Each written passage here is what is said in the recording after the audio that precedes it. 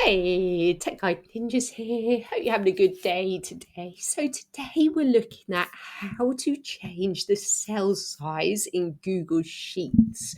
So I'm going to show you how to change the height and the width of the cells. So to start with, open up your Google Sheet and head to the top, and we're going to change the width. So head to the cell that you want to make larger or smaller, hover over like the line, and then click your mouse and you can drag it larger or smaller. You can see you've increased the cell size there. To increase the height, hover over the left hand side on the cell that you want to change, and then hover over the lines again, click your mouse, and again you can drag and drop it to the size that you want. I hope that was helpful. Please like the video and subscribe. I will see you soon.